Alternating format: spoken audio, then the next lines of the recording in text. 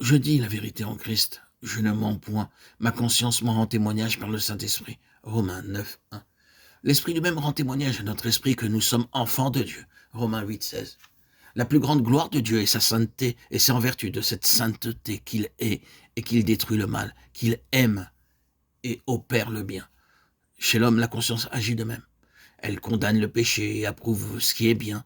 La conscience est ce qui reste de l'image de Dieu en l'homme.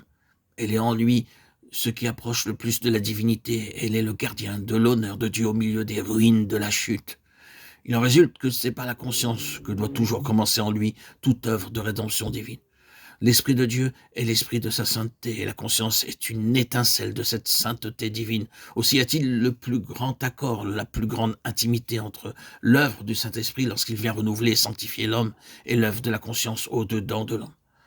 Le croyant qui désire être rempli du Saint-Esprit et éprouver pleinement les grâces qu'il apporte doit avant tout avoir soin de rendre à la conscience la place et l'honneur qui lui appartiennent.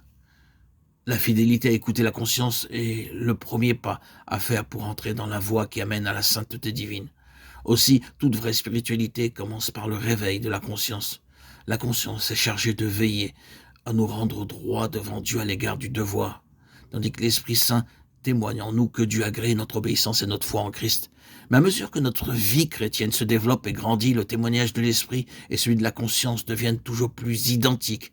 Et comme Paul, nous pouvons dire avec bonheur de toute notre conduite, ma conscience m'en rend témoignage par le Saint-Esprit. Romains 9, 1. On peut comparer la conscience à la fenêtre d'une chambre qui laisse entrer la lumière du jour et qui permet aussi de regarder au dehors et de voir briller tout l'éclat du jour. Notre cœur est la chambre intérieure où demeure notre vie, notre moi, notre âme, avec toutes ses facultés et ses affections. Sur les parois de cette chambre se trouve écrite la loi de Dieu. Même chez les païens, cette loi reste en partie lisible, quoiqu'il soit très obscurci et défiguré. Chez le croyant, le Saint-Esprit vient l'écrire de nouveau en lettres lumineuses. Un peu ternes au commencement, elles deviennent toujours plus distinctes et plus brillantes à mesure qu'elles sont mieux éclairées de la lumière qui entre. Tout péché commis est aussitôt signalé et condamné par cette vive lumière. Et si le péché n'est pas immédiatement confessé et pardonné, il laisse une tache qui souille la conscience. Rien n'est pur pour ceux qui sont souillés et incrédules. Leur intelligence et leur conscience sont souillées. Tite 1,15. Il en est de même de tous les péchés qui viennent l'un après l'autre obscurcir toujours plus la fenêtre et s'opposer à l'entrée de la lumière jusqu'à ce qu'enfin le chrétien puisse pécher sans gêne, sans que sa conscience presque entièrement dans les ténèbres l'avertisse encore qu'il pêche.